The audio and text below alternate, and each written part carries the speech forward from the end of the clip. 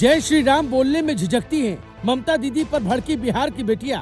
योगी जैसा अंदाज दिखाकर खड़ी की टीएमसी नेताओं की खटिया। बजाया ऐसा डंका, मोदी शाह भी हुए प्रसन्न।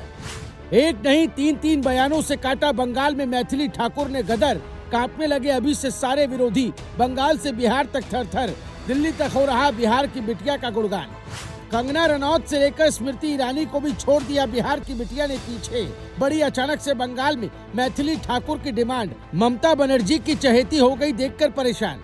जब बंगाल में शेरनी दहाड़ती है तो उसकी गूंज काफी दूर तक सुनाई देती है, जिसकी झलक इस बार बंगाल में बिहार की बिटिया ने दिखाई है, जिसने बंगाल के रण में ऐसा भौकाल जमाया कि देखने वालों की भी आंखें फटी रह गई। जो लोग बिहार की बिटिया मैथिली ठाकुर को कमजोर समझ रहे थे, उनको लग रहा था कि ये बिहार की बेटी कैसे बंगाल में आकर चुनावी खेल करेगी, कैसे प्रचार करेगी, कैसे लोगों के दिलों में जगह बनाएगी। उनको अब ऐसा झटका लगा जिसके बारे में उन्होंने सोचा भी नहीं होगा, क्योंकि इस वक्त बिहार में सबसे ज्यादा बिहार की बेटी मैथिली ठाकुर की डिमांड हो रही है। क्योंकि योगी स्टाइल में जिस तरह से वो दहाड़ रही हैं, उसने सबको हिलाकर रख दिया है। इतना ही नहीं, उनके 3 बयानों ने बंगाल से लेकर दिल्ली तक माहौल गर्मा दिया है, जिसने मोदी शाह को भी प्रसन्न कर दिया है, जिसके बारे में सब कुछ आपको इस वीडियो में बताते हैं। दरअसल सबसे ज्यादा चर्चा जिस बयान की हो रही है वो जय श्री राम को लेकर है। मैथिली ठाकुर ने मंच से कहा कि आखिर जय श्री राम बोलने में झिझक क्यों होनी चाहिए। ये सिर्फ एक नारा नहीं बल्कि आस्था और पहचान का हिस्सा है। उनके इस बयान को सीधे ममता बनर्जी पर हमला माना गया, क्योंकि पहले भी इस मुद्दे पर कई बार विवाद हो चुका है। इस बयान के बाद माहौल अचानक गर्मा गया और सभाओं में भीड़ का रिएक्शन साफ दिखने लगा। लोगों ने खुलकर समर्थन किया और यही वजह है कि ये बयान सोशल मीडिया से लेकर सियासी गलियारों तक छा गया। दूसरा बड़ा बयान उन्होंने कानून व्यवस्था और सांस्कृतिक पहचान को लेकर दिया है। उन्होंने कहा कि बंगाल की पहचान उसकी संस्कृति है, लेकिन आज वही पहचान खतरे में नजर आ रही है। उन्होंने सीधे तौर पर कहा कि डर और दबाव में जी रही जनता को अब अपनी आवाज उठानी होगी। ये बयान सिर्फ राजनीतिक नहीं बल्कि भावनात्मक अपील भी बन गया। खासकर महिलाओं और युवाओं के बीच इसका असर ज्यादा दिखा, क्योंकि उन्होंने अपने अंदाज में बात रखी, बिना घुमाए सीधे शब्दों में।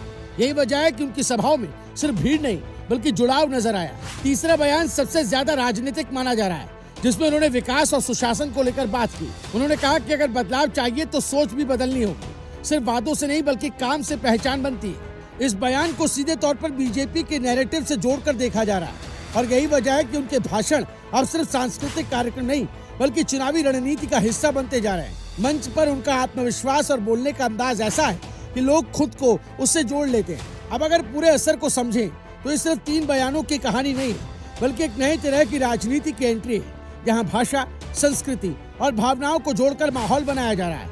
मैथिली ठाकुर ने वही किया जो आमतौर पर बड़े नेता भी नहीं कर पाते।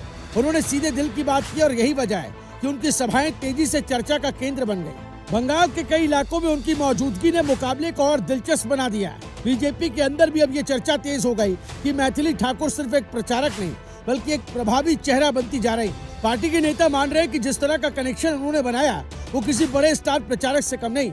वहीं दूसरी तरफ विपक्ष भी इस पूरे घटनाक्रम पर नजर बनाए हुए, क्योंकि जिस तरह से एक सांस्कृतिक चेहरा सियासी असर डाल रहा है वो अपने आप में अलग ट्रेंड है। ममता बनर्जी के लिए चुनौती इसलिए भी बड़ी मानी जा रही क्योंकि ये सीधा भावनात्मक स्तर पर असर डाल रहा है। Bureau report, news live TV.